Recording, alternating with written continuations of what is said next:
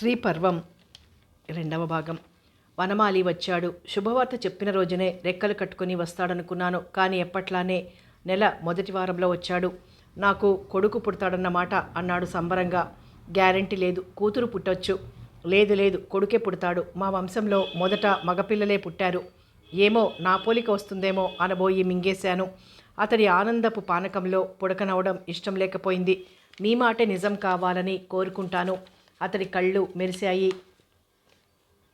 నువ్వు ఇప్పుడు చాలా అందంగా ఉన్నావు. కొత్త అందాలతో మెరిసిపోతున్నావు సుమా. తల్లి పదవి దక్కబోతోంది కదా. నవ్వుతూ అనడమే కాదు, ఒకనాటి ఉత్పలనై అతడి దగ్గరికెళ్ళి ముద్దు పెట్టుకున్నాను. గుండెలపై వాలిపోయాను. అతడు నా వక్షాన్ని నిమురుతూ ఇవి మరింత బాగున్నాయి అన్నాడు. మీ చూపెప్పుడు అక్కడే ఉంటుంది కానీ మన బుజ్జి ఎలా ఉన్నాడో ఏం చేస్తున్నాడో చూడండి. అతడి చేతిని నా పొట్ట మీద పెట్టుకుని అన్నాను. లోపలేం అలికిడి లేదు. అప్పుడేనా? పకపకా నవ్వాను. నువ్వెప్పుడు ఇలాగే ఉండకూడదు. ఉంటాను, మీరు ఉండండి. హాయిగా ఆనందంగా కలిసిమెలిసి ఉందాం.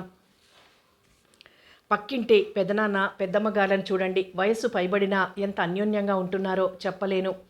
వయస్సు వేడిలో కన్నా వయస్సు ఉడిగాక ఒకరి తోడు ఒకరికి ఎక్కువ అవసరం ఉంటుందట. నాకు మాత్రం మీ తోడు ఎప్పటికీ కావాలి. మళ్ళీ మీరు కొత్తగా కవితలు రాసి మా ఇంటికి వచ్చిన రోజులల్లా ఉండాలి. ఒకరి కోసం ఒకరం ఎదురు చూడాలి. ఆ రోజులు తిరిగి వస్తాయంటారా? అతడు మాట్లాడలేదు. ఏదో ఆలోచిస్తూ ఉండిపోయాడు. అతడికి ఎంతో ఇష్టమైన గుత్తి వంకాయ కూర వండాను. అందులో నా ప్రేమంతా కూరి నింపాను. అతడెంతో తృప్తిగా తిన్నాడు. ఆ రాత్రి మాకు మరో తొలిరాత్రి అయింది.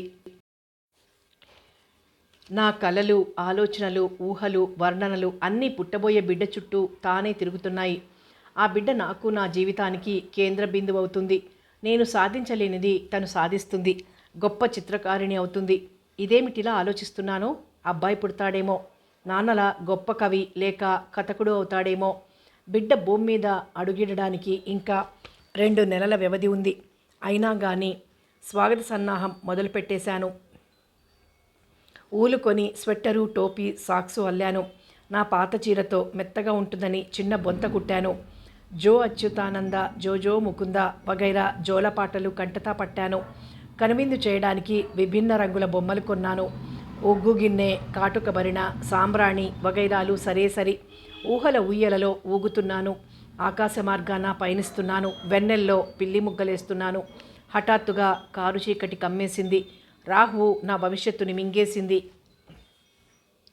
నా స్వప్నాలు పగిలి ముక్కలయ్యాయి. నా ప్రపంచం తలకిందులైపోయింది. వనమాలినెవరో గుర్తు తెలియని వ్యక్తులు చంపేసినట్టు అర్ధరాత్రి వేళ తలుపు తట్టి చెప్పారు పోలీసులు. మొదలు తెగిన వృక్షంలా కూలబడిపోయాను. ఆసుపత్రిలో కన్ను తెరిచేసరికి ఎదురుగా విషణ్ణ వదనాలతో రాధాకృష్ణమూర్తి గారు, ఆయన భార్య. ఏమైంది? ఆయనకేమైంది? నీకు చాలా అన్యాయం జరిగిందమ్మా, కానీ తప్పదు, నిభాయించుకోవాలి. నీ కడుపులోని బిడ్డ కోసం అన్నీ దిగమింగుకోక తప్పదు. కన్నీళ్లు పెట్టుకున్నారు పెదనాన్న. గుండె రాయి చేసుకోవాలి, ఓర్చుకోవాలి. ఇందుకేనేమో తల్లి ఆడదానికి భూదేవంత ఓర్పు ఉంటుందంటారు. ఏడ్చేసింది పెద్దమ్మ. అసలేం జరిగిందట? దయచేసి ఏమీ దాచకుండా చెప్పండి. నేను తట్టుకోగలను. అంతటి వార్తకే ప్రాణం పోలేదు. ఇక కారణం తెలిస్తే పోతుందా? మా అబ్బాయి ద్వారా తెలిసిందేమిటంటే వనమాలి అక్కడ విప్పసారాకి అలవాటు పడ్డాడట. తాగి ఆఫీస్కి వెళ్ళేవాట. అక్కడెవరితోనో అక్రమ సంబంధం పెట్టుకున్నట్ట. ఆ మధ్య ఓ గిరిజన యువతి వెంటబడితే అంతా కలిసి చెట్టుకి కట్టేసి దేహశుద్ధి చేశారట. అయినా బుద్ధి రాకపోయేసరికి ఇంతదాకా ఎవ్వరూ దొరకలేదట. శవానికి పోస్టుమార్టం చేశాక ఇక్కడికి తీసుకొచ్చి అప్పగిస్తారట. నా కన్నీరు ఆగిపోయింది. అలాంటి కీచకుడి గురించి ఒక్క కన్నీటి బొట్టు రాల్చినా అది అతడిని సమర్థించినట్టే అవుతుంది. అటువంటి దుర్మార్గులకి అలాంటి గతే పడుతుంది. అతడు రావణుడైనా సరే, వనమాలి అయినా సరే. ఎంత చిత్రం! చంపండి అంటూ కవితలు రాసిన వాడిప్పుడు ఘోరంగా చంపబడ్డాడు. మనిషిని చంపడం కాదు, మార్చాలి. ద్వేషించడం కాదు, ప్రేమించాలి. బాధితుల్ని ఓదారిస్తే చాలదు, చేయూతనివ్వాలి. పతితులార భ్రష్టులారా, బాధా సర్పద్రష్టులారా, ఏడవకండేడవకండి అని ధైర్యం చెప్పాలి. భరోసా ఇవ్వాలి. బాధ్యత తీసుకోవాలి. బతకనివ్వాలి, బతుకునివ్వాలి. ఆ పని నేను చెయ్యలేను. అంతటి శక్తి సామర్థ్యాలు నాకు లేవు. నా బిడ్డ చేస్తుందా? చేస్తే ఎంత బావుణ్ణో. ఏం చిన్నారి, చేస్తావా? కడుపులోని బిడ్డతో మాట్లాడుతుంటే ఆందోళనగా చూశారంతా. నాకేమవుతుందోనని. నా బుజ్జికి నడక నేర్పేదాకా నాకేమీ కాదని పాపం వాళ్ళకి తెలీదు. ఆవలింతలు అధికమవడంతో చదువుతున్న పుస్తకం మూసేసి నిద్రకు ఉపక్రమించాడు జయంత్. మర్నాడు మెలకువ వచ్చినా లేవకుండా బద్ధకంగా బెడ్ మీద దొర్లుతుంటే సెల్ మోగింది. విసుక్కుంటూ దాన్ని అందుకున్న వాడల్లా స్క్రీన్ మీద మన్విత ఫోటో చూసి చటుకున లేచి కూర్చున్నాడు.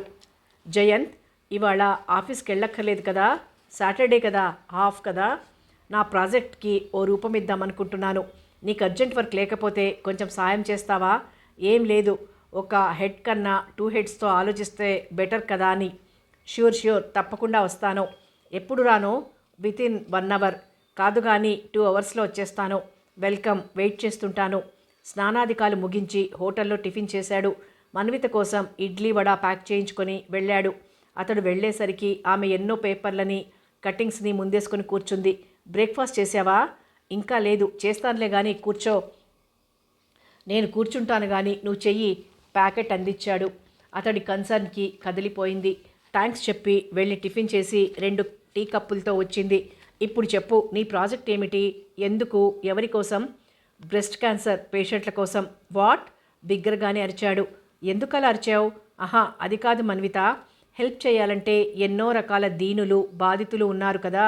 అసలు మొన్న పింక్ రిబ్బన్ వాక్లో నిన్ను చూసినప్పుడే చెప్పాలనుకున్నాను. ఉన్నారు, వారిని ఆదుకునే వ్యక్తులు, సంస్థలు కూడా ఉన్నాయి. వీరి కోసం ప్రత్యేక శ్రద్ధ తీసుకునే ఆలోచించేవి ఆల్మోస్ట్ లేవు. అయినా ఇందులో అంత ఆశ్చర్యపడాల్సిందేముంది జయంత్? అలాగని కాదు, కొంచెం ఎంబరాజింగ్గా. ఎవరికి, నీకా? కాదు, నువ్వింకా అప్పుడెప్పుడో జరిగిన సంఘటనని దృష్టిలో పెట్టుకుని మాట్లాడుతున్నట్టున్నావు. అది గతం, మర్చిపో. ఇక పాయింట్కి వస్తే, ఈ తరహా క్యాన్సర్ గురించి ఆడవాళ్ళెవరూ త్వరగా బయటపడరు, నలుగురితో చెప్పుకోలేరు, ముందుకు రారు. ఫారిన్ కంట్రీస్లోలా మన వాళ్ళు ఆ విషయంలో ఫార్వర్డ్ కాదు. సరిగ్గా అందుకే మనం చేపట్టాలంటాను. మన దేశపు స్త్రీలలో అతి సాధారణ క్యాన్సర్లలో రొమ్ము క్యాన్సర్ ఒకటి. దాన్ని ముందుగా గుర్తించవచ్చు. గుర్తిస్తే సమర్థవంతంగా ఎదుర్కోవచ్చు, అరికట్టవచ్చు, నివారించవచ్చు. రొమ్ముని తొలగించాల్సిన పరిస్థితి రాకుండా చేయవచ్చు. బిడ్డకి పాలివ్వని స్త్రీలకే ఈ క్యాన్సర్ ఎక్కువగా వస్తుందని ఎక్కడో చదివాను. అది నిజమే, కానీ పాలిచ్చిన స్త్రీలకి వస్తోంది. ప్రభుత్వం కూడా బ్రెస్ట్ క్యాన్సర్ గురించి అవేర్నెస్ కలిగించడానికి పెద్ద ఎత్తున ప్రచారం చేస్తోంది. అయినా క్యాన్సర్ బాధితుల్లో కదలిక తీసుకురాలేకపోతుంది. ఆ పని మనం చెయ్యాలి. ఎలాగా? ముందు నీకు బేసిక్ నాలెడ్జ్ ఉండాలి కదా. ఇది చదువు, ఒక ఐడియా వస్తుంది. కేంద్ర ప్రభుత్వము క్యాన్సర్ డివిజన్ వారి ప్రచార ప్రకటన కటింగ్ని అతనికి ఇచ్చింది. జయంత్ పైకి చదివాడు. రొమ్ము క్యాన్సర్ యొక్క సాధారణ లక్షణాలు: రొమ్ముల పరిమాణంలో మార్పు, లోపలకు గుంజిన లేదా స్థానంలో, ఆకారంలో మార్పు వచ్చిన చనుమొనలు, చనుమొన పైన లేదా చుట్టూత దద్దుర్లు, చనుమొనలలో 1 లేదా 2 నుండి ద్రవం స్రవించుట, రొమ్ముల చర్మం ముడతలు పడుట లేదా సొట్టబడుట, రొమ్ములలో గడ్డలు లేదా గట్టిపడుట, రొమ్ములలో లేదా చంకలలో ఎడతెగని నొప్పి. ఇకపోతే రొమ్ము క్యాన్సర్ని సమర్థవంతంగా ఎదుర్కోవడం ఎలాగంటే, రొమ్ములను ప్రతి నెల ఎవరికి వారు పరీక్షించుకోవాలి. ముందుగా గుర్తిస్తే చికిత్స సత్ఫలితాలనిస్తుంది. ఆరోగ్యంగా ఉండండి, ఆరోగ్యవంతంగా జీవించండి. పింక్ రిబ్బన్ రొమ్ము క్యాన్సర్ అవగాహన చిహ్నం. అంతా చదివేశానోయ్. గుడ్. ఇప్పుడు చెప్పు, మనమేం చేయగలం? ఎలా చేస్తే అధిక ఫలితం ఉంటుంది? ఐడియా నీది కదా, నీ ప్లాన్ చెప్పు. ఆఫీసుల్లో, కాలనీల్లో, కాలేజీల్లో అవగాహన సదస్సులు నిర్వహించడం, కరపత్రాలు పంచడం. బ్రెస్ట్ క్యాన్సర్ అటాక్ అయిందనిపిస్తే వారిని ఆసుపత్రులకు తీసుకెళ్లి వైద్య సాయం అందేలా చూడటం, మెడికల్ కౌన్సిలింగ్ చేయించి ధైర్యాన్ని నూరిపోయడం. ఇది ఫస్ట్ స్టెప్. సెకండ్ స్టెప్ ఏమిటి? వివిధ క్యాన్సర్ హాస్పిటల్స్లో నమోదైన బ్రెస్ట్ క్యాన్సర్ పేషెంట్ల చిరునామాలు సేకరించడం, వారిని కాంటాక్ట్ చేయడం, మానసిక స్థైర్యాన్ని కలిగించడం, అవసరమైనచో ట్రీట్మెంట్ నిమిత్తం ఆర్థిక సహాయం అందించడం. ఇక స్టెప్ 3 కూడా ఉందా? తలాడించి అంది. భయపడకు, ఇదే ఫైనల్. ఒక ఫ్లాట్ లేదా అవుట్స్కట్లో చిన్న హౌస్ కొని అందులో కనీసం 10 మందికి వసతి సౌకర్యం కల్పించడం, వారికి సరైన ట్రీట్మెంట్ అందేలా చూడటం, వారికి స్వస్థత చేకూరేందుకు తోడ్పడటం. క్యాన్సర్ ముదిరి రొమ్ముల్ని తొలగించడం జరిగితే వారికి బ్రెస్ట్ ఇంప్లాంట్ చేయడానికి ఆర్థిక సాయం అందించడం. అపనమ్మకంగా చూశాడు, అబ్బురంగా చూశాడు. ఇది నీ ఒక్కరి వల్ల కాదు. ఇలాంటివి బిల్ గేట్సో, ఇన్ఫోసిస్ నారాయణమూర్తో చేపట్టాలి కానీ సామాన్యుల వల్ల కాదు. నా వల్లే అయిపోతుందనే భ్రమలు నాకేం లేవు. నేను ఇవాళ మొదలు పెడితే రేపు నువ్వు కలవచ్చు, ఎల్లుండి మరొకరు, ఆ తర్వాత ఇంకొకరు, అదో చైన్ అవుతుంది. మన ఫ్రెండ్స్ ద్వారా, సర్కిల్ ద్వారా, సోషల్ నెట్వర్కింగ్ ద్వారా ఇంకా ఇంకా విస్తృతమవుతుంది. బిందువు బిందువు కలిస్తే సింధువు అయి తీరుతుంది. ఆశ్చర్యచకితుడై చూశాడు జయంత్. మన ద్వారా ఇందుకోసం ప్రారంభించే వెబ్సైట్ ద్వారా వివిధ సంస్థల్ని, వ్యక్తుల్ని, ప్రభుత్వాలని అప్రోచ్ అవుతాం. వారి సహాయ సంపదల్ని స్వీకరిస్తాం. చీకటి తొలగాలంటే చిరుదీపమైనా వెలిగించాలి కదా. వినడానికి బాగానే ఉంది మన్విత. అంతా రేపెప్పుడో కలవచ్చు, ఫండ్స్ రావచ్చు. అంతదాకా సంస్థను నడపటం ఎలా? సొమ్ము ఎక్కడి నుంచి వస్తుంది? మా అమ్మ ఇచ్చిన నిధి ఉందిగా, ధీమాగా అంది. What do you mean? మా అమ్మ వేసిన పెయింటింగ్స్ ఇంకా 41 ఉన్నాయి. ఆర్ట్ గ్యాలరీ వాళ్ళొచ్చి చూసి సాటిస్ఫై అయ్యారు. అవసరమైన కెమికల్ ట్రీట్మెంట్ చేశారు. తొందరపడకుండా నెలకు 1 చొప్పున అమ్ముదామని సూచించారు. దానివల్ల ఆర్టిస్ట్కి కీర్తి, పెయింటింగ్కి వాల్యూ పెరుగుతాయన్నారు. అలాగే కానిమ్మన్నాను. పైగా వచ్చిన సొమ్ముని నా ప్రాజెక్టుకే ఉపయోగిస్తానని చెప్పేసరికి తమ కమిషన్ 30% నుంచి 25%కి తగ్గించారు. ఫస్ట్ సక్సెస్ అన్నమాట. మొత్తం పెయింటింగ్స్ ద్వారా 20 లక్షల దాకా వస్తుంది. మున్ముందు ఒక్కోటి లక్ష పలికినా పలకొచ్చు. అదంతా దీనికే ఖర్చు పెట్టేస్తావా? నీకోసం ఏమీ ఉంచుకోవా? నిజానికి అది నీ ఆస్తే కదా. వాటి ద్వారా ఇంత సొమ్ము రాగలదని ఊహించలేదు. నేనే ఉద్యోగం చేసి ఆ జీతం ద్వారా ఈ ప్రాజెక్టు చేపడదామనుకున్నాను. ప్రతి నెల మొదటి వారం ప్రతి ఆఫీస్కి డిబ్బీ పట్టుకు వెళ్ళి విరాళాలు సేకరిద్దామనుకున్నాను. ఇప్పుడు అవసరం లేకుండా తగినంత ఫండ్ సమకూరింది. అలాగని అంతటితో ఆగకుండా వీలైనన్ని విధాలుగా విరాళాలు సేకరిస్తాను. ఇంకా ఎక్కువ మంది క్యాన్సర్ వ్యాధిగ్రస్తులకి అండగా నిలుస్తాను. విరాళాల సొమ్ము ఉపయోగించు గాని నీ ఆస్తి ద్వారా వచ్చింది నీ కోసం, నీ కుటుంబం కోసం వినియోగిస్తే మంచిది. అన్ని లక్షలు ఊరికే రావు. ఇంకోసారి ఆలోచించు.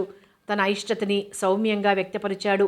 దగ్గర 20-30 లక్షల్ని ఎడం చేత్తో దానం చేస్తాను అనడం అతనికి బొత్తిగా మింగుడు పడకుండా ఉంది. ఆమెని పెళ్లి చేసుకుంటే రూపాయి ఆస్తి రాదు. జీతమైనా ఇస్తుందో లేదో. ఇదివరకు అనుకున్న దానికన్నా ఇప్పుడు నా కార్యక్రమ పరిధి పెరిగింది. అంచేత ఉద్యోగం చేయకుండా పూర్తి సమయాన్ని కేటాయిస్తే బాగుంటుందనిపిస్తుంది. అంటే కుటుంబ బాధ్యత, ఈ ప్రాజెక్ట్ బాధ్యత తప్ప మరే జాబు చెయ్యను. నువ్వేమంటావు జయంత్? ఆ మాటలకతను బాగా డీలా పడ్డాడు. నేను నీ మీద ఆధారపడి బతికేస్తూ ఊరోళ్ళకి ఉచిత సేవ చేస్తాను, ఏమంటావు అని అడిగినట్లు ఫీల్ అయ్యాడు. డబ్బు విలువ, ప్రాముఖ్యత నువ్వు సరిగ్గా అర్థం చేసుకోవట్లేదేమో అనిపిస్తోంది మన్విత. ఆమె సాభిప్రాయంగా చూసింది. అతడు చూపులు మరల్చుకున్నాడు. చూద్దాం. నన్నుగా అభిమానించి నా లక్ష్యానికి సహకరించేవాడు దొరక్కపోతాడంటావా? అతడి ధోరణికి హతాశురాలైంది. ఎప్పుడైతే అతడు తన జీతాన్ని ఆశించాడో అప్పుడే ఆమెలో అనుమానం మొలకెత్తింది. ఏ విషయం చెప్పకుండా తాత్సారం చేసేసరికి అది మరింత బలపడింది. ఇప్పుడది అనుమానం కాదు, అసలు సిసలు సత్యమని బోధపడేసరికి జీర్ణించుకోలేకుండా ఉంది. తన చేతిని అతడు అర్ధాంతరంగా వదిలేస్తున్నట్లు భావించకుండా ఉండలేకపోతోంది. అలాగని తన దిశని మార్చుకోవడానికి ఇసుమంత కూడా సిద్ధంగా లేదు. లక్ష్యం విషయంలో ఆమె దృఢత్వం లేసమాత్రం చెదర్లేదు. నేనిప్పుడు నీకు పూర్తిగా అర్థమయ్యాననుకుంటాను. ఇది నా మార్గం. ఈ ప్రాజెక్టే నా లక్ష్యం. అలాగని కుటుంబాన్ని అశ్రద్ధ చెయ్యను. నాకు చక్కని కుటుంబం కావాలి, అనుబంధాలు కావాలి. ఆమె స్వరం వణికింది. కుటుంబం అంటే స్వార్థమే. అది సేవ భిన్నమైనవి. రెండూ ఒకే ఒరలో ఇమడవు. ఎందుకు ఇమడవు? హౌస్ వైఫ్గా ఉంటూ ఖాళీ సమయాన్ని క్యాన్సర్ బాధితుల సహాయార్థం ఉపయోగిస్తాను. ఉద్యోగాలు చేస్తూ సోషల్ సర్వీస్ చేస్తున్నప్పుడు నేనెందుకు చేయకూడదు? ఇంకో సంగతి, నర్సాపురంలోని మా తాతగారి ఇంటిని, మా నాన్న ద్వారా వచ్చిన వారసత్వ ఆస్తిని, మా అమ్మ ద్వారా లభించిన సొమ్ము అన్నీ అంతా ఒక్క పైసా కూడా ఉంచుకోకుండా ఈ ప్రాజెక్ట్కి ఖర్చు పెట్టేస్తాను. నీ దగ్గర నగల్లేవా దీనికి ఇవ్వడానికి? వ్యంగ్యంగా అన్నాడు. నా కోసం అంటూ అమ్మ చేయించిన నగలున్నాయి. అవి మాత్రం నేనే ఉంచుకుంటాను. రక్షించావు. నిన్నుగా అంటే కట్టుబట్టలతో మాత్రమే అని అర్థం చెప్పుకోవాలి కాబోలు. సరే, నీ ఇష్టం. నేను చేయగలిగిన పని ఇంకేమైనా ఉందా? లేస్తూ అన్నాడు. ప్రాజెక్ట్ రిపోర్ట్ తయారు చేద్దాం అనబోయి మింగేసింది. ఆసక్తి లేకపోతే వద్దులే, నేను చేసుకుంటానులే, నువ్వు వెళ్ళు. Okay, bye. అతడు వెళ్ళిపోయాడు. ఆమె విషాదమూర్తిలా మిగిలిపోయింది. బైక్ మీద గమ్యరహితంగా తిరిగాడు జయంత్. అతడికి చాలా అనీజీగా, అశాంతిగా ఉంది. మన్విత కావాలని బలంగా కోరుకుంటున్నాడు. కానీ ఆమె త్యాగగుణాన్ని హర్షించలేకపోతున్నాడు. అతడి వయస్సు యశస్విని వైపు మెల్లగా మొగ్గసాగింది. ఆమె అందాల రాశి, చదువుల సరస్వతి, విజ్ఞాన ఖని. ఎలాగైనా గ్రూప్ 1లో నెగ్గుకొస్తుంది. మినిమం ₹1,00,00,000 ఆస్తి దక్కుతుంది. ఐశ్వర్యంలో మునిగి తేలవచ్చు. కానీ ఐటీకి గుడ్ బై చెప్పాలి. మళ్ళీ కాంపిటేటివ్ ఎగ్జామ్స్ బుక్స్తో కుస్తీ పట్టాలి. గ్రూప్ 1 కోసం ఆమెతో పాటు పోటీ పడాలి. కర్మకాలి ఆమె సెలెక్ట్ అయి తను కాలేకపోతే తన పరిస్థితి ఘోరమవుతుంది. అదీగాక కాస్తంత తలంచుకునే ఉండాలి జీవితాంతం. అలా ఉండటం ఇష్టం లేదు. ఆ రకపు జీవితం గురించిన ఊహే మింగుడు పడటం లేదసలు. మొత్తానికి ముందు గొయ్యి వెనక నుయ్యిలా ఉంది అతడి పరిస్థితి. ఇద్దరిలోనూ కొన్ని కావాలి, కొన్ని అక్కర్లేదు. మరేమిటి చెయ్యడం? బుర్ర వేడెక్కిపోతోంది. తల విదిలించాడు. మధ్య మార్గంగా ఇంకో మంచి సంబంధం చూడమని తండ్రికి చెప్పేస్తే సమస్య హుష్కాకి అయిపోద్ది. అదేదో బాగానే అనిపించింది. మరి మన్వితకి ఎదురుపడలేకపోతే బెంగళూరు ట్రాన్స్ఫర్ చేయించుకుని వెళ్ళిపోవచ్చు. ఇంకా సంపాదించాలి. ఎన్నో సౌకర్యాలు సమకూర్చుకోవాలి. మరెన్నో ఆస్తులు కూడబెట్టుకోవాలి అనే వాళ్లతో అడ్జస్ట్ అవ్వచ్చు. కానీ సన్యాసిని లాంటి మన్వితతో తను అడ్జస్ట్ అవ్వలేడు. అసలు అందరి ఆడపిల్లల్లా ఉండక తనకి సేవా పిచ్చి ఎలా పట్టిందో అర్థం కాదు. అతడికేదో స్ఫురించింది. తిన్నగా ఇంటికెళ్ళి ఉత్పల కథలో మునిగిపోయాడు జయంత్. వనమాలి గుప్పెడు బూడిదయ్యాడు. ఒకప్పుడు సిగ్గరి, ఔత్సాహిక కవి, పిమ్మట ప్రేమికుడు, తర్వాత మొగుడు, ఆ పైన మగాడు, అప్పుడప్పుడు రాక్షసుడు, లంచగొండి, సర్వ దుర్లక్షణాల నిలయుడు, భార్యలోని కళాభినివేశాన్ని అణగదొక్కాలని చూసినవాడు, ఫెయిల్యూర్ కవి, డిప్రెషన్లో మునిగినవాడు, విప్పసార మరిగినవాడు, పరస్త్రీల వెంటబడ్డ కామాంధుడు. కడకి బావుకున్నదేమిటి? పుట్టినందుకు అన్నేళ్లు భూమి మీద బతికినందుకు సాధించినదేమిటి? అప్రతిష్ట, శాపనార్థాలు, విద్వేషం. నేను సైతం ప్రపంచజ్ఞపు తెల్లరేకై పల్లవిస్తాను అంటూ గుండెల మీద చెయ్యి పెట్టుకుని ధీమాగా చెప్పాల్సిన మనిషి ఆకాశంబున నుండి శంభుని శిరంబందుండి అన్నట్టు పతనమై దారుణ మరణాన్ని చవిచూశాడు. పోయేటప్పుడు పూచిక పుల్ల కూడా వెంటరాదని తెలిసి కూడా స్వార్థంతో స్వసుఖం కోసం వెంపర్లాడాడు.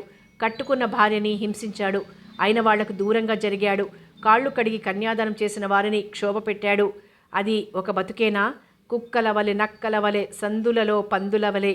మనిషిగా బతకాలి, మనిషిగా ఎదగాలి. నేను పరాజితుడి భార్యని.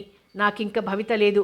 కనీసం నా బిడ్డ, నా స్వప్నం, నా చిన్ని కొండ ఆ స్థాయికి ఎదిగితే కాదు, ఎదగాలి. అందుకు తగిన పునాది నేనే వేస్తాను. భవిష్యత్తు మీద గల అచంచల విశ్వాసం నా గుండెకు దిటవు పరిచింది.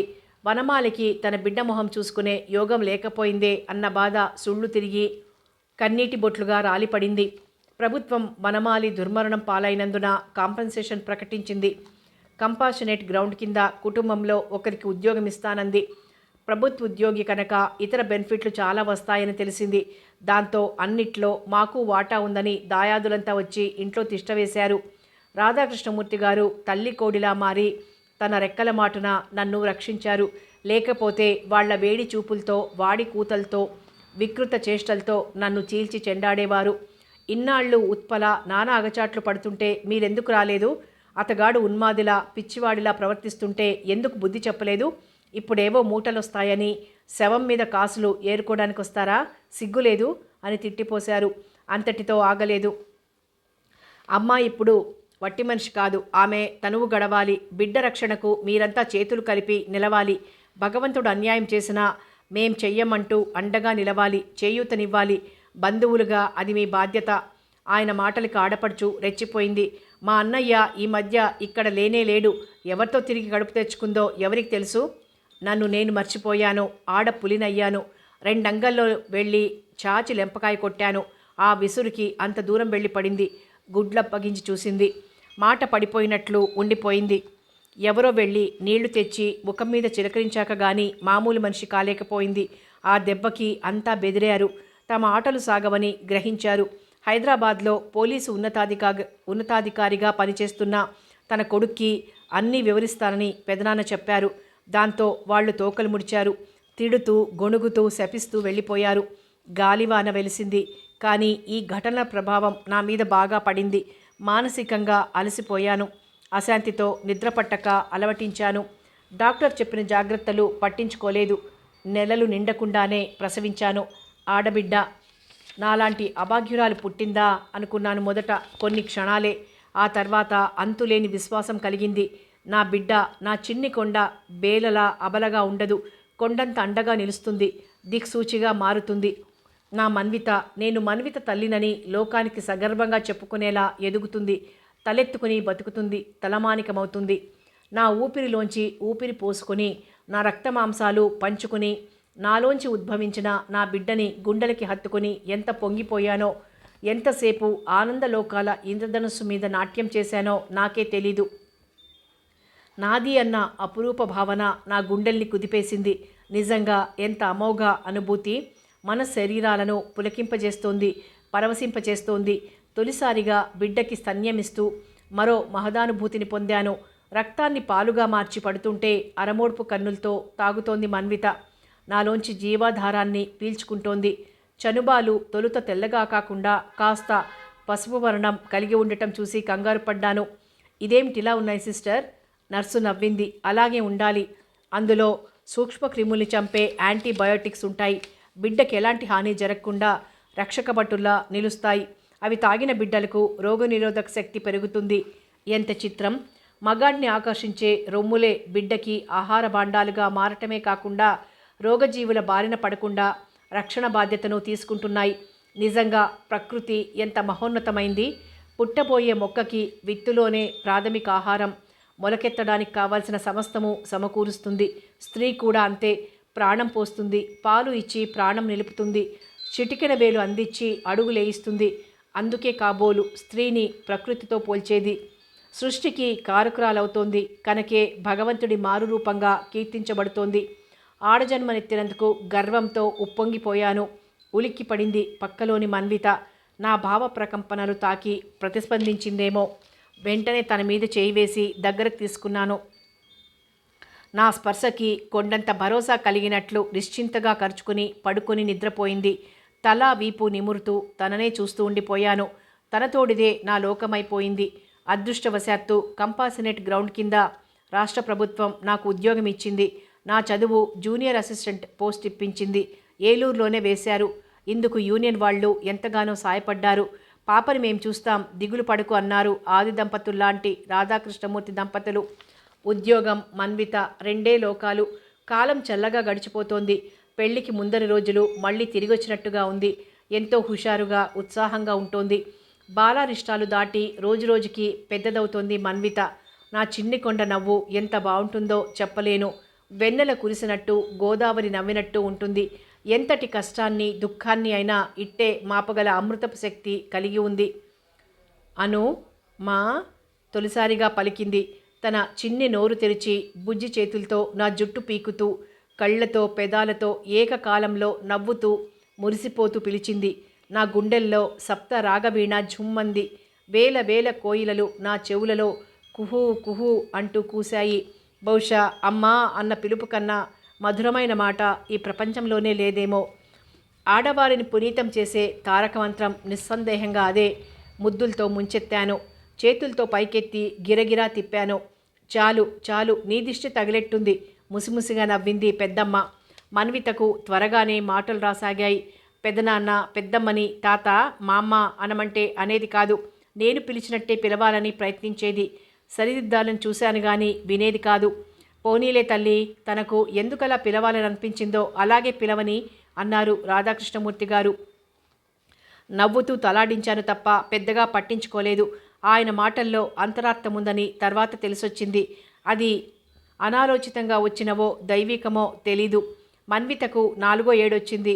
అన్నప్రాసన చేసిన పెదనాన్నగారు అక్షరాభ్యాసం చేయగా ఇంటి పక్కనే ఉన్న కాన్వెంట్లో వేశాను. మెల్లగా వెళ్ళటం రావటం అలవాటవుతుందని. నా ఆరోగ్యంలో ఏదో మార్పు రాసాగింది. నీరసం, అనీజినెస్, ముఖ్యంగా స్తనాలు గుంజినట్టు, చంకల్లోని కండరాల్లో జివ్వుమన్న భావన. పెయిన్ కిల్లర్స్ వాడాను. అమృతాంజనం, మర్దన చేశాను. అంతకంతకీ బాధ పెరుగుతోంది తప్ప ఉపశమించడం లేదు. సరిగ్గా నిద్ర పట్టడం లేదు.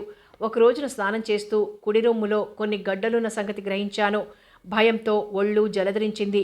అద్దం ముందు నిలబడి నా వక్షాన్ని పరిశీలనగా చూసుకున్నాను. కుడి స్తనం కొంచెం పెద్దదిగా ఉన్నట్టు అనిపించింది. నొక్కి చూసుకోగా స్తనంలో చిన్న చిన్న గడ్డలు తగిలాయి. ఎడమ స్తనం మాత్రం మామూలుగా ఉంది.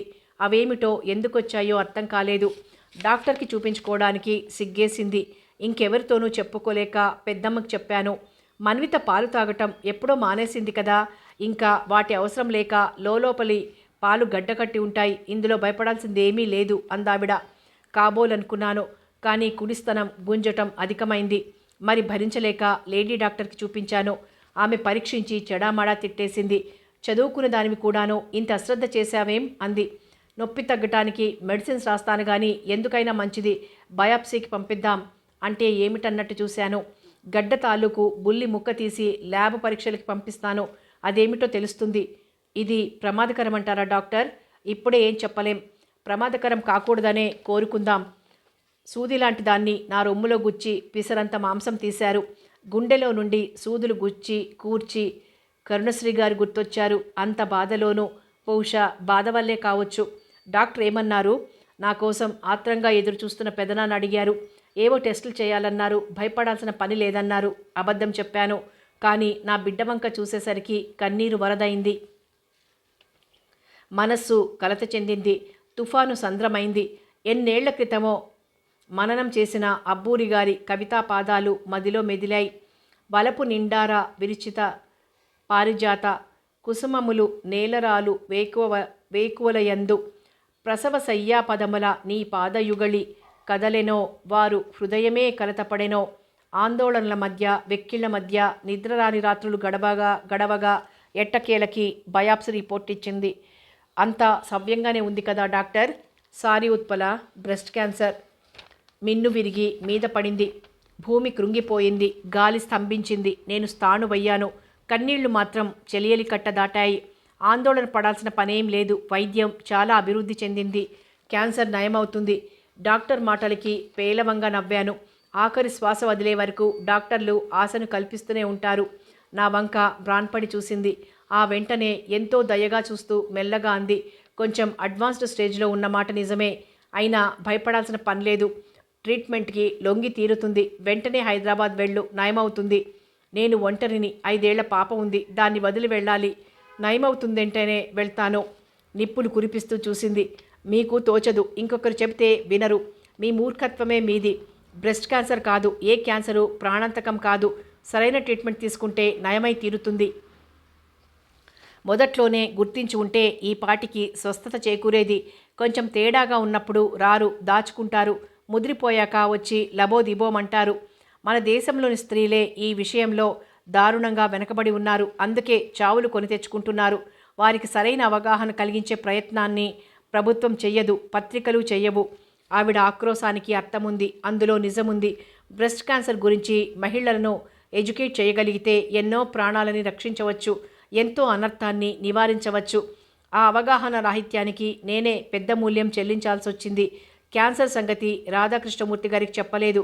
2 రోజుల పాటు తలుపులు బిగించుకొని నా బిడ్డను అక్కున చేర్చుకుని కన్నీరు మున్నీరుగా విలపిస్తూ ఉండిపోయాను.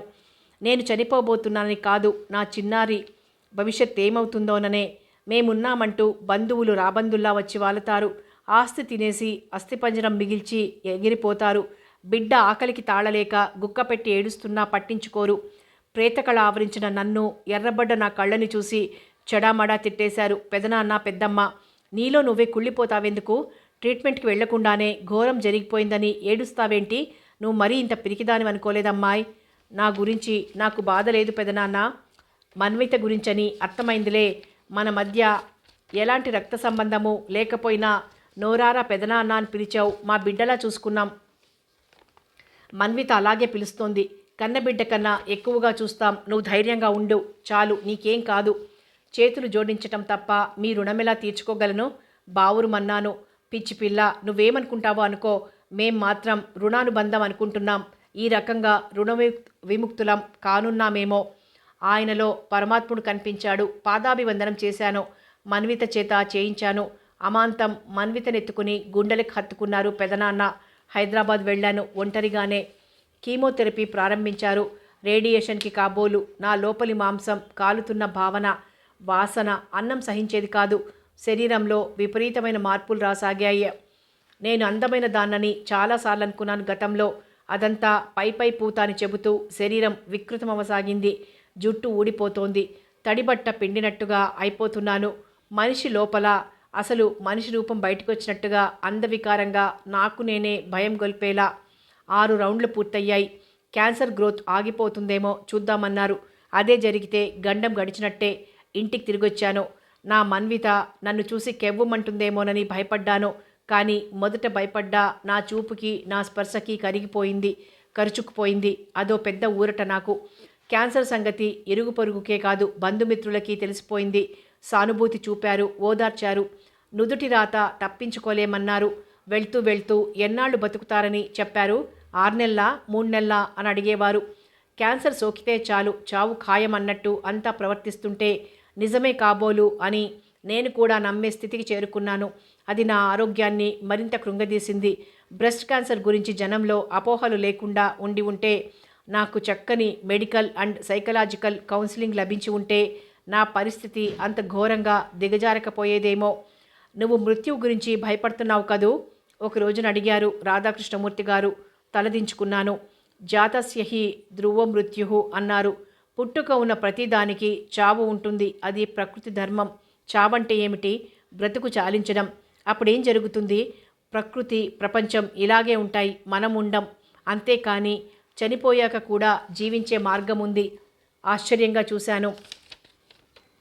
తల పంకిస్తూ అన్నారు. అబద్ధం కాదు, నిజమే. మన పనుల ద్వారా, మన సేవల ద్వారా, మన కళ ద్వారా, మన కర్మ ద్వారా, మన బాధ్యతల నిర్వహణ ద్వారా ఎప్పటికీ నిలిచిపోగలం.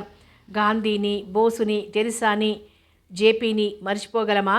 రవివర్మని, దామెర్లని, వడ్డాదిని, కరుణశ్రీని, శ్రీశ్రీని మనం మననం చేసుకోకుండా ఉండగలమా? మనకి జన్మని, జీవితాన్ని, జీన్స్ని ఇచ్చిన తల్లిదండ్రుల్ని, తాత ముత్తాతల్ని మర్చిపోగలమా చెప్పు? మనల్ని మన తర్వాతి తరాల వారు, మనవారు, బయటివారు కూడా మర్చిపోకూడదంటే వారి జ్ఞాపకాల్లో నిత్యం బ్రతికే పనులు మనం చెయ్యాలి. కొత్త జ్ఞానద్వారాలు తెరుచుకుంటుంటే విప్పారిత నేత్రాలతో చూస్తూ ఉండిపోయాను.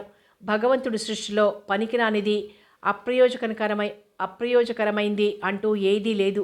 ప్రతిదానికి ఒక అర్థం ఉంది, ఒక పరమార్థం ఉంది. మన్విత భవితకు చక్కని దారి ఏర్పరచడం ఒకటైతే, నీలోని కళని సార్థకం చేసుకోవడం మరోటి.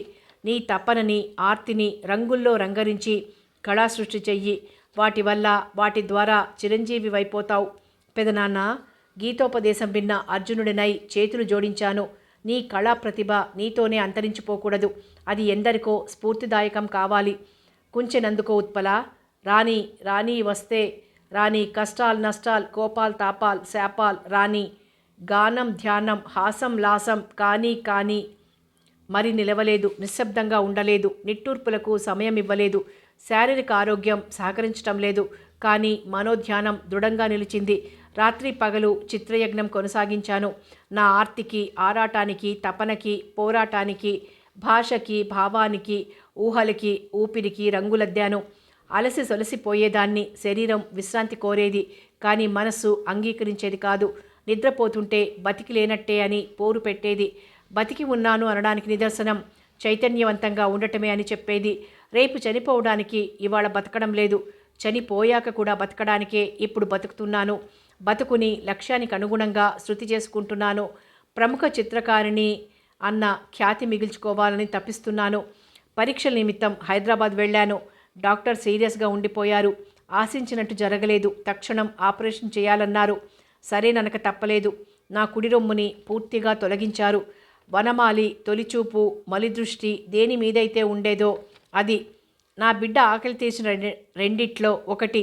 స్త్రీతత్వానికి ప్రతీకలని చెప్పే ఒక చిహ్నం నా శరీరం నుండి వేరైపోయింది. గుండెలు అవిసేలా ఏడ్చాను. వనమాలి విషయంలో ఆచితూచి వ్యవహరించి ఉంటే నా జీవితం మరోలా ఉండేది. కనీసం బ్రెస్ట్ క్యాన్సర్ సంగతి ఆదిలో పసిగట్టి ఉంటే నా గమనం ఇంకోలా ఉండేది. రెండూ తెలియక చేసినవే. అయినా ఫలితం అనుభవించక తప్పలేదు. నలుగురిలోకి వెళ్ళలేకపోయాను. ఎవరి ఎదుటికి రాలేకపోయాను. ఆఫీస్కి లాంగ్ లీవ్ పెట్టేశాను. నాలో నేను ముడుచుకుపోతూ, కృంగిపోతూ, కుళ్ళిపోతూ. శరీరంలోని మరో భాగం నుంచి కండ తీసి ఇంప్లాంట్ చేస్తారని, స్తనాకృతి కల్పిస్తారని తెలుసు. కానీ దానికి చాలా డబ్బు కావాలి. నా సొమ్మంతా దానికే ఖర్చు పెట్టేస్తే ఇక మన్వితకేం మిగలదని నాకు తెలుసు. అందుకే ఆ వేదనని పళ్ళ బిగువున భరించడానికే నిర్ణయించుకున్నాను. నిజంగానే జడలు విచ్చిన సుడులు తెచ్చిన కడల్ నృత్యం శమిస్తుందా? నడుమ తడబడి సడలి మొడుగక పడవ తీరం శ్రమిస్తుందా? నా బంగారు కొండ మన్విత, ఇదంతా ఎందుకు రాస్తున్నానో తెలుసా? నా గురించి నీకు తెలియడానికో, నా గుండె బరువు దించుకోవడానికో కాదు. నేను ఎక్కువ రోజులు బతకను.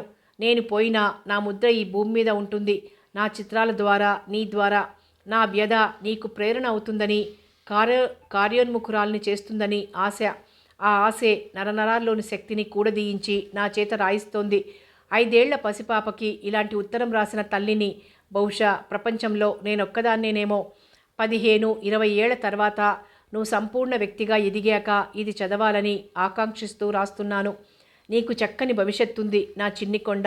ఎంచక్కా చదువుకుంటావు, మంచి ఉద్యోగం వస్తుంది, నిన్ను అర్థం చేసుకునే భర్త లభిస్తాడు, బంగారు కుటుంబం ఏర్పడుతుంది, ముత్యాల్లాంటి పిల్లలకి తల్లివవుతావు, సుఖ సంతోషాలే సిరి సంపదలుగా జీవిస్తావు.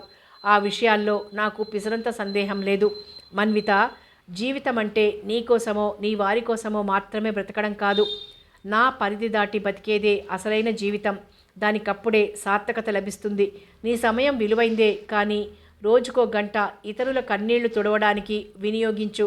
నీ సంపాదన నీ కుటుంబానికి అవసరమే, కానీ దానిలో కనీసం 10% పరుల బాధోపశమనానికి ఉపయోగించు. లోకంలో ఎన్నో రకాల బాధార్తులున్నారు. కనీసం క్యాన్సర్ వ్యాధిగ్రస్తులకు, ముఖ్యంగా బ్రెస్ట్ క్యాన్సర్ బాధితులకు అండగా నిలవమని అర్థిస్తున్నాను. ఆర్థిక తోడ్పాటు అందించినా లేకపోయినా వారికి సరైన అవగాహన కల్పించగలిగితే చాలు. వారి భయాందోళనలను పారద్రోలితే చాలు. ప్రాథమిక దశలోనే బ్రెస్ట్ క్యాన్సర్ గుర్తించి స్వస్థులయ్యేటట్లు చేస్తే చాలు. ఇది నీ లేతరెక్కలకి బరువైన బాధ్యతేనని నాకు తెలుసు. కానీ నీ భర్త నిన్ను, నీ లక్ష్యాన్ని, నీ వ్యక్తిత్వాన్ని సంపూర్ణంగా అర్థం చేసుకుని అడుగడుగునా సహకరిస్తాడని నా విశ్వాసం. నా మన్విత విజేత అయి తీరుతుంది. ఇది ఈ అమ్మ నమ్మకం. ఇకపోతే క్యాన్సర్ని పీతతో పోలుస్తారు. పీత ఎటుపక్కకైనా పాకగలదు, క్యాన్సర్ ఎటుపైకైనా పాకగలదు. నా 2వ రొమ్ములోకి ప్రవేశించింది. ఇంకో కీమోథెరపీకి, ఆపరేషన్కి నా శరీరం తట్టుకోగలదని భావించడం లేదు. గతాన్ని విస్మరించి భవిష్యత్తులోకి ఆశావహ దృష్టితో చూస్తున్నాను. నా మన్విత కృషి ఫలించి స్త్రీజనులు, మరీ ముఖ్యంగా బ్రెస్ట్ క్యాన్సర్ బాధితులు పాడుకునే మంత్రంగా మారుతుందని, మోగుతుందని ఆశిస్తూ, ఆశీర్వదిస్తూ మీ అమ్మ ఉత్పలమాల. పుస్తకం మూసి శూన్యంలోకి చూస్తూ ఉండిపోయాడు జయంత్. అతడి కళ్ళ నుండి రక్తాశ్రువులు రాలసాగాయి. అంతగా ఉత్పల కథ అతన్ని విషాదంతో ముంచెత్తింది. అటువంటి కష్టం ఎవరికీ రాకూడదు, కానీ రావచ్చు. తన భార్యకి, తల్లికి, చెల్లికి, స్నేహితురాలికి, బంధువుకి, పొరుగింటావిడికి ఎవరికైనా బ్రెస్ట్ క్యాన్సర్ రావచ్చు. అప్పుడు వారు నిస్సందేహంగా ప్రాణభయంతో, న్యూనతతో, సిగ్గుతో విలవిల్లాడిపోవడం ఖాయం. అలా జరగకుండా చేయొచ్చు, ఆశ కలిగించవచ్చు, ధైర్యం నింపొచ్చు. ప్రాథమిక దశలోనే గుర్తించేట్లు ఎడ్యుకేట్ చేయొచ్చు. వెంటనే వైద్య సాయం అందింపజేసి వారిని రక్షించవచ్చు. క్యాన్సర్ని నివారించవచ్చు, నిర్మూలించనూవచ్చు. అదో మహాయజ్ఞంగా చేస్తేనే సాధ్యమవుతుంది. అందుకు మన్విత పూనుకుంది. ఒంటరిగానే అడుగులేస్తోంది. ఎవరో ఒకరు ఎప్పుడో అప్పుడు నడవరా ముందుగా అటో ఇటో ఎటో అని ఓ సినీ కవి అన్నట్టు మన్విత ముందుకు నడుస్తోంది. ఆమె అనర్ఘరత్నం. భోగభాగ్యాల కన్నా సేవే మహాభాగ్యమని తపిస్తున్న మనీషి. ఆమెని కాదని డబ్బే, అధికారమే సర్వస్వం అనుకునే గాజు ముక్కలా మెరుస్తున్న యశస్విని వైపు కొంచెంగానే అయినా మొగ్గటం క్షమార్హం కాదు. ఉత్పల కథ మన్వితకే కాదు, తనలోనూ స్ఫూర్తి రగిలించింది. మనిషికేం కావాలో, దేనికోసం ప్రాకులాడాలో చెప్పింది. ఎలాంటి వారు జీవిత భాగస్వామి అయితే జీవితం సుసంపన్నమవుతుందో చెప్పకుండానే చెప్పింది. బతుకుని అర్థవంతం చేసుకోగల అవకాశం, శక్తి మనిషి గుప్పిట్లోనే ఉన్నాయని చక్కగా వివరించింది. సో ఇక ఊగిసలాటికి గుడ్ బై. మన్వితే నా జీవిత భాగస్వామి పైకే అనుకుంటూ ఉత్సాహంగా లేచి సెల్లందుకుని ఆమెకి కాల్ చేశాడు. హాయ్ మన్విత, ఎక్కడున్నావు? నిన్ను అర్జెంటుగా కలవాలి. సిటీ మీద పడ్డాను. మెడికల్ అండ్ సైకలాజికల్ కౌన్సిలర్ని మన ప్రాజెక్ట్లోకి రోప్ చేయడానికి తిరుగుతున్నాను. అప్పుడే ప్రాజెక్ట్ ఇంప్లిమెంటేషన్లోకి దిగిపోయావన్నమాట. ఇప్పటికే ఆలస్యం చేశాను. అవునవును, మంచి పని చేయాలనుకున్నప్పుడు ముహూర్తం కోసం చూడకూడదు. మొదలుపెట్టిన క్షణమే మంచి ముహూర్తం అనుకోవాలి. అందుకే నిన్ను కలవాలనుకుంటున్నాను. ఎక్కడున్నావు చెప్పు. చాలా మారుమూల ప్రదేశంలో ఉన్నాను, రాలేను. నదీ నదాలు, అడవులు, కొండలు, ఎడారులు మనకడ్డంకి. శ్రీశ్రీ ఆవహించినట్టున్నారే, నవ్వింది మన్విత. మీ మమ్మీ కవి హృదయం నా హృదయ వీణని మీటింది. మన్విత, మమ్మీని గుర్తు చేశానా? సారీ యార్. సారీ ఎందుకు? అమ్మని మర్చిపోతేగా గుర్తు చేసుకోవడానికి. మొత్తానికి అంతా చదివేశావన్నమాట. ఎస్, మనిషి దశ దిశ బాగా అర్థమయ్యాయి. ఎక్కడ కలవను చెప్పు. ఒక పంచేయి, 4ంటికి ఆర్ట్ గ్యాలరీలో ఆక్షన్ ఉంది. మా అమ్మ పెయింటింగ్ని ఆఖరి క్షణంలో చేర్చారట. మధ్యాహ్నం ఫోన్ చేశారు. ఆ టైంకి అక్కడికి వెళ్తాను, నువ్వు వచ్చేయి. Okay then, see you. Jayant ఉత్సాహం పొంగు మీద నీళ్లు చిలకరించినట్టు చల్లబడ్డాడు.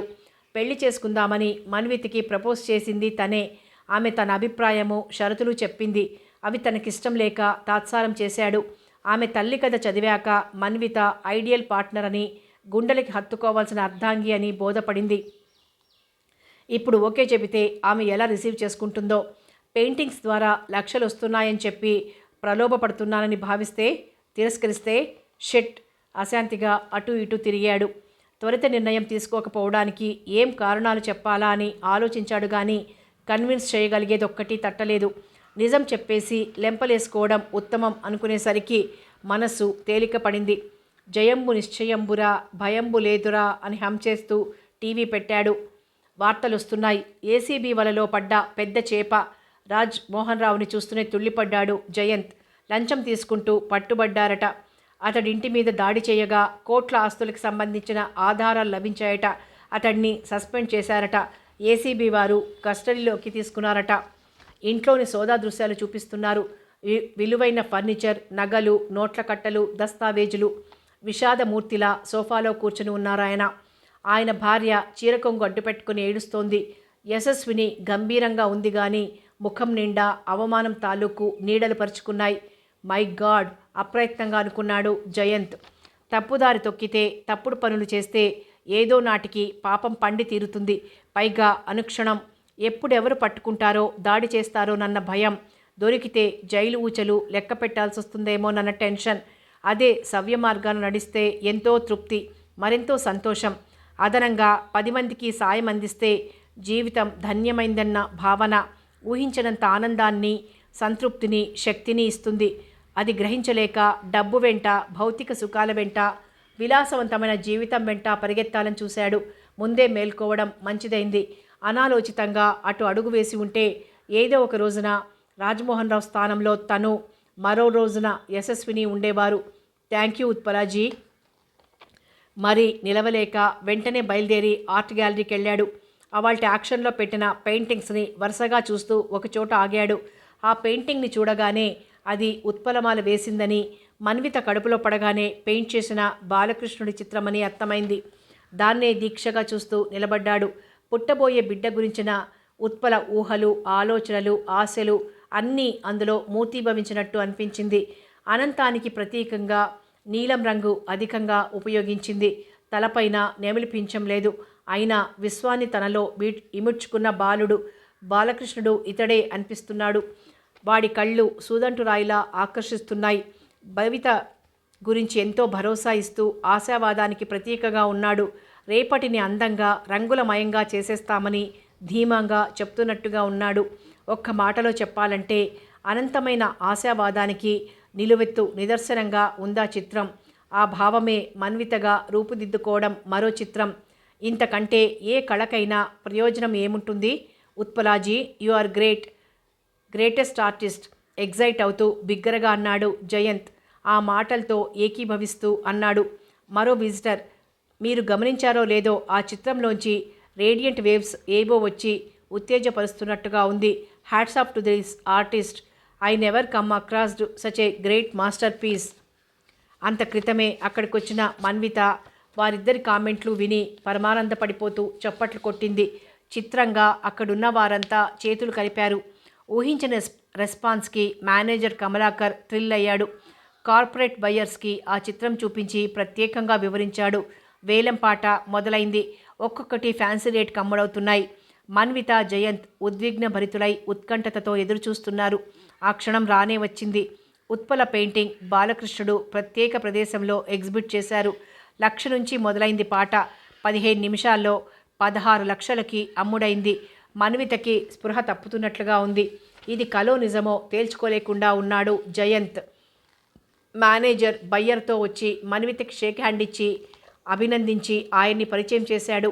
ఆమె ప్రాజెక్ట్ గురించి 2 ముక్కలు చెప్పాడు. ఆయన ఉత్సుకత చూపుతూ మీ సంస్థ పేరేంటి అడిగాడు. Utpalamala charitable trust for breast cancers victims. Project report mail చేయి, మేము సహకారం అందివ్వడానికి ప్రయత్నిస్తాం అంటూ విజిటింగ్ కార్డు ఇచ్చాడు. బ్రహ్మానందాన్ని చవిచూస్తూ దాని వంక చూసింది. పిఎస్ మూర్తి, సిఎండి, ఇన్నోవాటిక్ బెంగళూరు అనుంది. హుర్రే ఎగిరి గంతేస్తూ జయంత్ని వాటేసుకుంది మన్విత. ఆర్ట్ గ్యాలరీ మెట్లు దిగుతూ మెల్లగా అన్నాడు జయంత్. సెలవు రోజుల్లో నేను కూడా నీ ప్రాజెక్ట్లో పాలు పంచుకోవాలనుకుంటున్నాను. ఆసక్తి గల ఐటీ పీపుల్ని కూడా మోటివేట్ చేసి ఇందులో భాగస్వాముల్ని చేయాలనుకుంటున్నాను. వారిలో సర్వీస్ నేచర్ ఎక్కువగా ఉంటుంది తెలుసా? ఆహా అలాగా? చిన్నగా నవ్వుతూ తల పంకిస్తూ అంది. నీకెలా కన్వే చేయాలో తెలియటం లేదు. మీ మదర్ స్టోరీ నా ఆలోచన ధోరణిని పూర్తిగా మార్చేసింది. దాన్ని తప్పకుండా ప్రింట్ చేద్దాం. నాలాంటి ఎందరికో కనువిప్పు కలిగిస్తుంది. ఓకే అంతేనా? ఇంకేమైనా చెప్పాల్సింది మిగిలుందా? ఉంది. నీతో చేతులు కలపాలని డిసైడ్ అయ్యాను మన్విత. చేతులా? చెయ్యా? మొదట చెయ్యి కలిపి పిమ్మట చేతులు కలిపి చేతల్లో రుజువు చేసుకుంటాను. ఈ ముక్క చెప్పడానికి ఇంత టైం తీసుకోవడం అవసరమా? క్షీరసాగరమే అయినా దాన్ని మదిస్తేనే కదా అమృతం ఉద్భవించింది. దానికి ముందు హాలాహలం పుట్టిందేమో. నవ్వు బిగబట్టుకుంటూ కొంటెగా అంది. అది గిట్టిపోయిందిలే. ఇప్పుడు కాలం మారిపోయింది. నిజంగానే నారీలోకం నిండు హర్షం వహిస్తోంది. రొమ్ము క్యాన్సర్ బాధితులకు నిజంగానే మంచి కాలం రహిస్తుంది. ఇంతలో జయంత్ సెల్ మోగింది. లైన్లో తండ్రి. ఏరా ఎక్కడ షికార్లు కొడుతున్నావు? అబ్బే మీరెలా ఉన్నారు? అమ్మకెలా ఉంది? మీ అమ్మకేం బావోలేదురా. దాని గురించే ఉన్న పడాన బయలుదేరి హైదరాబాద్ వచ్చాం. నీ రూమ్ దగ్గరున్నాను. త్వరగా రా, చాలా మాట్లాడాలి.